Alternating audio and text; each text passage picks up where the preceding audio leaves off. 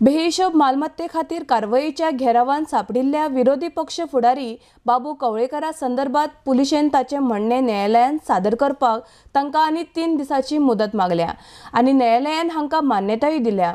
आता 29 सप्टेंबराक न्यायालयान ह्या संदर्भात फुडली सुनावणी जातली। RDX Goa bureau report. रेस्पॉन्डेंटान पुलिसेन तातूंत टायम मागला, 3 दिसांचो टायम मागला आणि एप्लिकेशन केला की आमकां 3 दिसांचो टायम जाय रिप्लाय फायल करपाक आणि त्या खातीर मॅटर 29 तारखेक सकाळी 10 वरांचेर परती आर्ग्युमेंटा म्हळ्यार से फायल करपाक जातली। मागीर त्या प्रमाणे सेची डिपेंड केन्ना आर्ग्युमेंट जाता ते कळचे।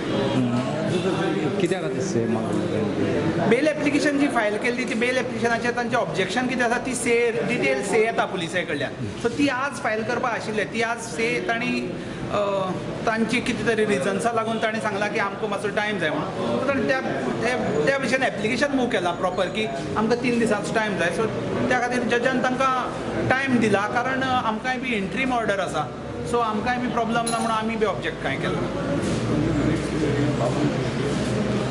ना। एप्लिकंटाचे एपियरन्स कंपल्सरी कोणी सांगला नॉट रिक्वायर्ड, नॉट नेसेसरी।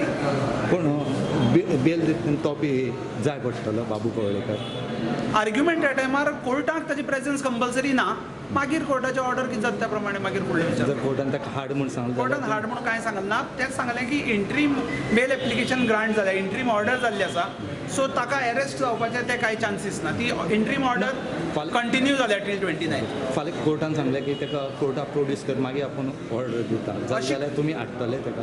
कोर्टान समज जर आमकां हाड मेळ्ळें जाल्यार आमी ऑफकोर्स हाडटले।